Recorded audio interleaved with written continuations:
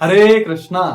तो आप देख सकते हैं कि आज का जो टॉपिक है वो बहुत इंपॉर्टेंट है, क्योंकि मैक्सिमम लोग जो एस्ट्रोलॉजी को यूज करते हैं, ज्योतिष शास्त्र का इस्तेमाल करते हैं, वो मैच मेकिंग के लिए ही करते हैं, अपने लाइफ पार्टनर को चुनने के लिए ही करते हैं। अभी तक हमने 12 लग्न के बारे में देखा, पर्सनालिटी के बारे में देखा, नेचर के बारे में देखा, और आज हम देखेंगे कि आपके जीवन साथी का नेचर कैसा होगा। ये हम आपके चार्ट से भी देख सकते हैं और ये हम दूसरे व्यक्ति के चार्ट से भी देख सकते हैं। इसीलिए पहले के लोग जब बच्चे का जन्म होता था तो उसका एस्ट्रोलॉजिकल चार्ट देखते थे। सबसे पहले उसका चार्ट देखते थे कि व्यक्ति का चार्ट, जो बच्चे का चार्ट है, वो क्या कहता है, व्यक्ति कैसा करेगा लाइफ में, किस करियर में उसको जाना चाहिए, कब इसका विवाह होना चाहिए, ये सारी चीजें पता चल जाती थी उसके चार्ट को देख करके। लेकिन धीरे धीरे हमारे समाज में ये प्रथा कम होते जा रही है।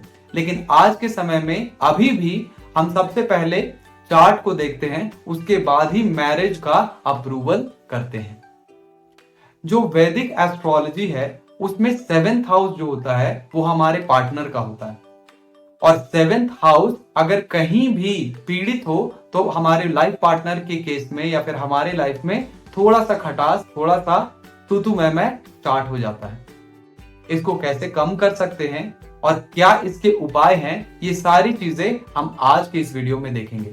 तो चलते हैं हम अपने कंप्यूटर स्क्रीन की तरफ। लेकिन उससे पहले अगर आपने वीडियो को लाइक नहीं किया है और चैनल को सब्सक्राइब नहीं किया है तो प्लीज इस चैनल को सब्सक्राइब कीजिए, क्योंकि यहाँ हम रेगुलरली एस्ट्रोलॉजी के वीडियोस को अपलोड करते हैं और स्पिरिचुअलिटी को, अध्यात्म को समझने का प्रयास करते हैं। तो मिलते हैं आपसे कंप्यूटर स्क्रीन पे। हरे कृष्णा।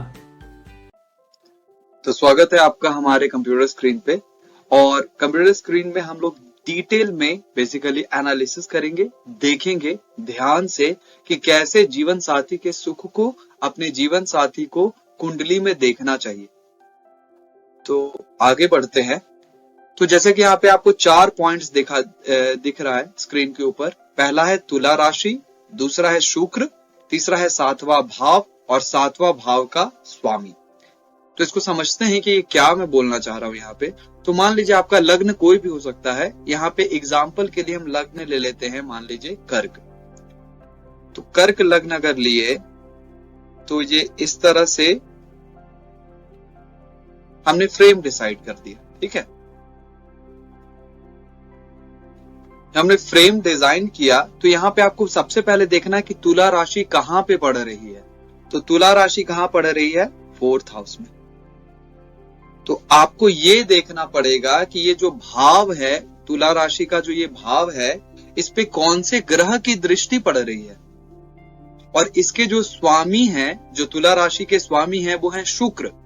तो इन दोनों को बहुत इंपॉर्टेंस हमको देना पड़ेगा। क्यों? क्योंकि तुला राशि जो है वो काल पुरुष की कुंडली में 7th भाव का स्वामी है। उस पे आते हैं हम लोग, डिटेल में आते हैं। पहले आपको ये देखना है कि 7th हाउस में ये जो बेसिकली ये जो लिब्रा है, ये जो तुला राशि है, यहाँ पे कौन से ग्रह हैं, ठीक है, किसकी दृष्टि पड़ रही है। दूसरा, शुक्र कहाँ है कुंडली में। शुक्र यानी कि वीनस, कुंडली में वीनस या शुक्र किस स्थिति में है, कौन से ग्रह की युति में है, कहाँ बैठा हुआ है, ये दूसरा पॉइंट आपको देखना है। तो पहला पॉइंट हो गया शुक्र, तुला राशि कहाँ पे होगी। दूसरा पॉइंट हो गया कि शुक्र कहाँ पे होगा। तीसरा जो सबसे इंपॉर्टेंट पॉइंट है वो है कि 7वां भाव। तो इसको बोलते हैं 7th हाउस, यानी कि 7वां भाव। आपको देखना है कि 7th भाव में कौन से ग्रह हैं और 7th भाव का स्वामी कौन है। तो 7th भाव का स्वामी यहाँ पे कौन है? 7th भाव का स्वामी यहाँ पे है शनि। और जो राशि पढ़ रही है वो कौन सी पढ़ रही है? मकर पढ़ रही है। तो मकर राशि यहाँ पे 7th भाव है। बेसिकली ये जो 7th भाव है ये मकर है, और इसके जो स्वामी है वो कौन है? शनि है। तो आपको ये चीजें सबसे पहले क्लियर होनी चाहिए। सबसे पहला क्या? तुला राशि कहाँ पे पड़ रही है, फिर शुक्र की स्थिति कैसी है, 7वां भाव में कौन सा ग्रह है या कौन सी राशि पड़ रही है। तो कौन सी राशि पड़ रही है? मकर राशि पड़ रही है। और 7वें भाव के स्वामी कौन है? तो शनिदेव। ये जब 4 चीजें पता चल गई तो आगे जो मैं योग बताऊंगा, अब उसको आपको ध्यान से क्या करना है, देखना है। तो ये लेवल 1 पे एनालिसिस हमने कर लिया कि तुला राशि, शुक्र की स्थिति, 7वां भाव और 7वें भाव का स्वामी। तो अब हम लोग देखेंगे शुक्र के बारे में कि शुक्र की स्थिति क्या है। तो पुरुष की कुंडली में आपको ये चीजें समझ में आनी चाहिए। सबसे पहला क्या कि शुक्र किसका कारक है? तो शुक्र जो है वो शुक्राणु का कारक है। अब ये गलत थोड़ा लिखा हो सकता है, तो इसके लिए मुझे क्षमा कीजिएगा। शुक्राणु का कारक है मतलब कि स्पर्म का कारक है। बेसिकली जो प्रोगेनी, जो बच्चे, जो संतानें होती हैं, उसके लिए या सेक्स लाइफ के लिए शुक्र का अच्छा होना कुंडली में काफी इंपॉर्टेंट है, क्योंकि जैसा कि मैंने बताया ये शुक्राणु का भी कारक है। और शुक्र जो है वो लव लाइफ यानी कि जो हमारा भौतिक वैभव जीवन है, प्यार है, हमारा जो संबंध है, उसका कारक है। अब अगर शुक्र की स्थिति मजबूत हो, मान लीजिए कि शुक्र अगर 10 डिग्री से लेकर के 22 डिग्री तक भी, मैं इतना तक दे दिया, और इससे कम मान लीजिए कि 8 डिग्री का हो गया, या फिर बेसिकली 8 डिग्री से लेकर अगर 22 डिग्री तक, मतलब कि हेल्दी स्टेट में अगर है शुक्र की स्थिति। सबसे पहला डिग्री के ऊपर मैं चर्चा कर रहा हूं, किसके साथ युति में है इसकी चर्चा मैं कर ही नहीं रहा हूं। अगर शुक्र 8 डिग्री से लेकर 22 डिग्री तक है कुंडली में, तो आपको समझ लेना है कि आपका जो हस्बैंड है या फिर व्यक्ति खुद, अगर किसी पुरुष की कुंडली है तो व्यक्ति का जो सेक्स लाइफ होगा वो अच्छा होगा। अब वो पाप दृष्टि से हो सकता है कि किसके दृष्टि से, उससे ज्यादा मतलब अभी नहीं है। शुक्र की स्थिति अगर बलवान है 8 डिग्री से लेके 22 डिग्री तक, 15 डिग्री है तो बहुत अच्छा, 10 डिग्री 12 डिग्री अगर है तो आपको एक चीज समझ लेना है कि व्यक्ति के अंदर शुक्राणु की कमी नहीं होगी, व्यक्ति का जो सेक्स लाइफ होगा वो अच्छा होगा। पहला चीज ये क्लियर है। मैं इसको क्लियरली इसीलिए बता रहा हूं because we are discussing the topic. दूसरा चीज ये है कि अब हमको देखना पड़ेगा कि मान लीजिए पहले हमने शुक्र की स्थिति देखी, ठीक है, अब शुक्र की स्थिति अच्छी है, हमको पता चल गया कि शुक्र की स्थिति अच्छी है। अब आपको दूसरा चीज क्या देखना है कि शुक्र किसके साथ है। तो शुक्र की स्थिति अच्छी है, और मान लीजिए कि शुक्र, जैसे कि पहले वाला केस ही लेते हैं कि यहां पे हमने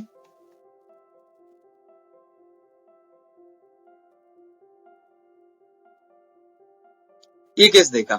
अब मान लीजिए कि शुक्र जो है वो उच्च का बैठा हुआ है कुंडली में, और अगर वो 8 डिग्री से 22 डिग्री का है, आपको समझ लेना है कि एक लेवल पे आके आपका जो मैरिड लाइफ होगा वो अच्छा होगा। क्यों? क्योंकि शुक्र की स्थिति अच्छी है, वो उच्च का बैठा हुआ है, तो आपको जीवन में ऐश्वर्य, पति या पत्नी का सुख आराम से मिलेगा। ये फर्स्ट लेवल ऑफ एनालिसिस में और भी केसेस अभी धीरे धीरे ऐड होंगे, लेकिन ये चीजें आपको समझनी है, ठीक है। दूसरा चीज है कि मान लीजिए कि यहाँ पे शुक्र के साथ ग्रहों की युति हो जाए, तो ग्रहों की युति क्या क्या हो सकती है। तो मान लीजिए कि यहाँ पे केस बना रहा हूं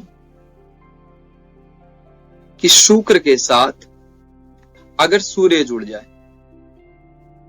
तो आपको समझ लेना है कि आपकी जो पत्नी है वो हमेशा आपको अपने पिता से बेसिकली कंपेयर करेगी, क्योंकि सूर्य जो है वो पिता का कारक है। और शुक्र के साथ जब सूर्य आ गया तो जो पत्नी होगी वो हमेशा व्यक्ति को अपने पति से, अपने पिता से देखेगी, उसमें अपने पिता को देखना चाहेगी, रिस्पॉन्सिबिलिटी ये सबको लेकर के। यही शुक्र के साथ अगर चंद्रमा हो जाए तो व्यक्ति का मन जो होता है वो आर्ट में, फैशन डिजाइनिंग में, कलाकृति में, और जो पार्टनर्स होते हैं वो हमेशा दोनों का जो सिंक्रोनाइजेशन होता है, दोनों का जो लाइफ होता है वो किसी स्किल सेट को लेकर के होता है। हो सकता है म्यूजिक में काफी अच्छे हो, आप दोनों जो पति पत्नी हो उनका जो व्यवहार होगा वो काफी अच्छा और मनोहर होगा। शुक्र और चंद्रमा की युति होगी। अगर शुक्र के ऊपर गुरु की दृष्टि हो या गुरु शुक्र के साथ हो, तो गुरु और शुक्र जो है दोनों ब्राह्मण हैं, और फिलोसॉफिकली दोनों का कहीं ना कहीं बनता है। आप समझ रहे हैं। हो सकता है कि व्यवहारिक रूप से कुछ दोनों में डिफरेंस हो। गुरु जो है वो समृद्धि जो देते हैं वो स्पिरिचुअल लाइफ में देते हैं, शुक्र जो है वो मटेरियल लाइफ में देते हैं। लेकिन अगर दृष्टि पड़ रही है शुक्र के ऊपर गुरु की, तो ये बहुत अच्छी स्थिति है कुंडली में। और शुक्र के साथ अगर गुरु की युति है तो ऐसा व्यक्ति इंटेलेक्चुअली बहुत अच्छा और बहुत शार्प होता है। यही शुक्र के साथ अगर बुध की युति हो जाए तो आपका जो लाइफ पार्टनर होगा वो इंटेलेक्चुअली बहुत स्ट्रांग होगा, बहुत अच्छा होगा, उसकी जो बुद्धि होगी वो बहुत कुशाग्र होगी, बहुत इंटेलेक्चुअली और स्किल सेट में व्यक्ति काफी अच्छा होगा। और यही शुक्र के साथ अगर शनि की युति होती है तो यहाँ पे फर्स्ट लेवल में आपको पॉजिटिव ही लेके चलना है कि शनि बेसिकली है क्या, हार्ड वर्किंग प्लैनेट है और शनि बहुत मैच्योर्ड है। अब नपुंसक वाला जो केस है वो हम लोग नेक्स्ट केस में देखेंगे, लेकिन यहाँ पे एक चीज ये है कि आपको जो पति मिलेगा वो बहुत ठहराव वाला मिलेगा, ऐसा पति जो कि आपका केयर कर सके और लॉन्ग टर्म में आप देखेंगे तो आपका रिलेशनशिप काफी मैच्योर्ड होगा। तो शुक्र के साथ सूर्य को हमने देखा कि वो पिता का कारक है, पिता से कंपेयर होगा। शुक्र के साथ जब चंद्रमा होगा तो कहीं ना कहीं अगर पुरुष है तो अपनी पत्नी में वो अपनी माता को देखेगा। शुक्र में अगर गुरु है तो जो पति पत्नी का रिलेशनशिप होता है उसमें बेसिकली इंटेलेक्चुअल कंटेंट ज्यादा होता है। शुक्र के साथ अगर शनि होगा तो व्यक्ति का जो लाइफ होगा उसमें काफी सारी टीचिंग्स होंगे और धीरे धीरे रिलेशनशिप मैच्योर्ड होगा। और शुक्र के साथ अगर बुध होगा तो जो लव लाइफ होता है वो रंगीन होता है और जो पति पत्नी होते हैं वो कला के काफी शौकीन होते हैं। तो हमने सेकंड लेवल में बेसिकली शुक्र की स्थिति को देखा। तो इस पार्ट में हम लोग देखेंगे कि 7th हाउस में कहां का स्वामी आकर बैठा है। तो मान लीजिए कि 6th हाउस का लॉर्ड 7th हाउस में चला जाए, ये 6th हाउस है, ये 8th हाउस है, इसका स्वामी 12th में चला जाए, 7th में चला जाए, या 12th हाउस का स्वामी 7th हाउस में चला जाए। तो 6th हाउस किसका है? डाइवोर्स का है। 7th हाउस बेसिकली कोर्ट का चहरी का है। 8th हाउस पे जो है वो लॉन्ग टर्म डिजीज का है, गुप्त चीजों का है। और 12th हाउस जो है वो व्यय का है, खर्च का है। तो 6th हाउस है कोर्ट का चहरी का, 8th हाउस जो है वो लॉन्ग टर्म डिजीज का है, गुप्त स्थानों का है, और 12th हाउस जो है वो व्यय का है, खर्च का घर है। अगर इसका स्वामी 7th हाउस में आएगा, ये 7th हाउस है, 7th हाउस अगर 7th हाउस में आएगा तो व्यक्ति को दिक्कतें हो सकती हैं, होंगी ये हम कंफर्म नहीं बता सकते, हो सकती हैं। जैसे कि कुछ केसेस में लेता हूं कि मान लीजिए कि दूसरा कलर से दिखाता हूं, मान लीजिए यहाँ पे 10 है और यहाँ पे 11 है, तो इसके स्वामी कौन है? शनि। इसके स्वामी कौन है? शनि। और इसके स्वामी भी कौन है? शनि। तो अब ये शनि उठ के जब यहां आएंगे तो क्या प्रॉब्लम होगा? नहीं होगा, क्योंकि दोनों घर शनि का ही है। वास्तव में इस केस में क्या होगा, जब पार्टनर बेसिकली लाइफ में आएगा तो व्यक्ति को स्ट्रेंथ मिलेगा इन चीजों से उभरने का। वहीं दूसरा केस अगर लेते हैं तो ये चीज क्लियर हो गया। अगर 7th हाउस का और 6th हाउस का सेम स्वामी है तो ऐसा केस नहीं होगा। अगर 7th और 8th का सेम स्वामी है, मान लीजिए कि अब दूसरा केस क्या हो गया कि यहाँ पे 10 नंबर है और यहाँ पे 11 नंबर, तो दोनों के मालिक कौन हो गए? शनि देव हो गए। तो यहाँ पे जब यहाँ का स्वामी यहाँ आएगा तब भी प्रॉब्लम नहीं होगा, क्योंकि दोनों के स्वामी सेम है। तो 6th के और 7th के अगर दोनों के स्वामी सेम है, स्वामी अगर सेम है दोनों के, तो उस केस में ये केसेस नहीं होंगे। सिमिलरली अगर 7th और 8th में अगर स्वामी सेम है तो उस केस में भी ये प्रॉब्लम नहीं आएगा। और वही कुछ केसेस हम लोग देखते हैं कि प्रॉब्लम्स आएंगी। कब प्रॉब्लम्स आएंगी? जैसे कि मैं दूसरा केस लेता हूं आपको, यहां पे देखिए,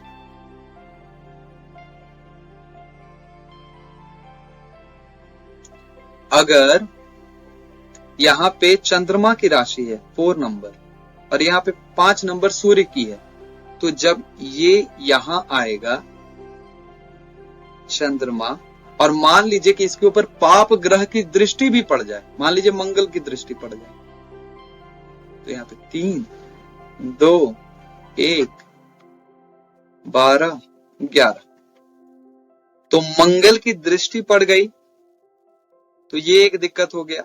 और दूसरा दिक्कत हो गया कि ये 6th का स्वामी यहाँ पे आ गया, तो चंद्रमा यहाँ पे अच्छा रिजल्ट नहीं देगा, व्यक्ति परेशान रहेगा, क्योंकि यहाँ पे जो चंद्रमा है वो 6th हाउस का लॉर्ड है।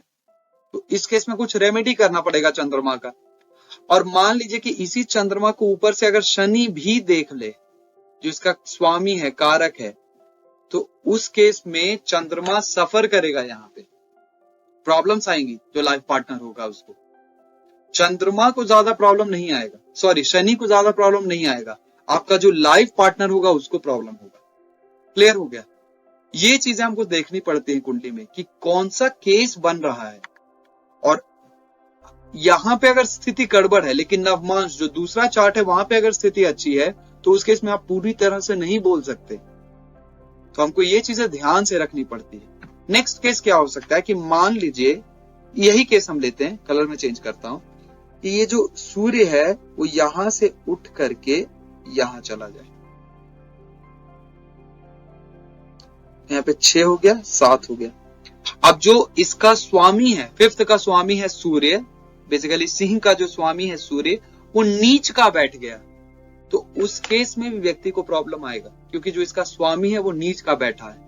अब इसके ऊपर किसकी दृष्टि पड़ रही है ये बहुत इंपॉर्टेंट है।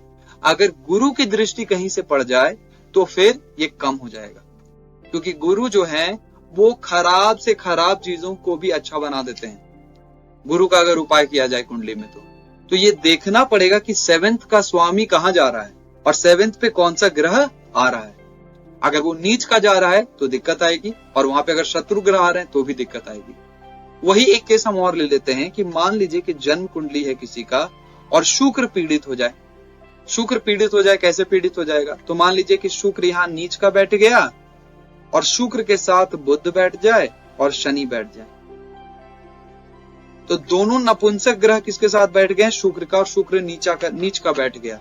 तो इस केस में क्या होगा कि बुध उच्च का है तो ज्यादा चीजें गड़बड़ाएंगी नहीं, लेकिन दो नपुंसक ग्रह के साथ शुक्र बैठ गया है तो मैरिड लाइफ में जो बेसिकली जो ये होना चाहिए, संबंध होना चाहिए पति पत्नी का, वो उतना अच्छा नहीं रहेगा। तो ये चीजें क्यों आ रही है? क्योंकि ये बुध शनि इसके साथ आ गए, दोनों नपुंसक ग्रह हैं। तो ये चीजें हमको ध्यान से देखनी पड़ती है। वही शुक्र और कैसे पीड़ित हो सकता है कि मान लीजिए कि शुक्र 12th में उच्च का बैठ जाए और साथ में बैठ जाए राहु, तो आपको यहां पे देखना पड़ेगा कि जब शुक्र उच्च का तो बैठ गया, लेकिन बैठ गया किसके साथ? राहु के साथ, तो व्यक्ति का चरित्र जो होगा उसको क्या कर देगा? खराब कर देगा, क्योंकि राहु शुक्र के साथ व्यक्ति को भ्रमित कर देता है। तो उस केस में एक्स्ट्रा मैरिटल अफेयर्स के केस बन जाएंगे। तो हमको बहुत सूक्ष्मता से इसको क्या करना पड़ता है? देखना पड़ता है। तो फर्स्ट पार्ट के लिए इतना ही। नेक्स्ट वीडियो में हम इसको और डिटेल में क्या करेंगे? डिस्कस करेंगे। मैं बहुत सारे सूत्र बताऊंगा स्त्री की कुंडली में, पति की कुंडली में, और वहां पे जब हम देखेंगे, उन रूल्स को अप्लाई करेंगे, तो आपको बहुत सारी चीजें निकल के आएंगी। तो धन्यवाद, थैंक यू, हरे कृष्णा।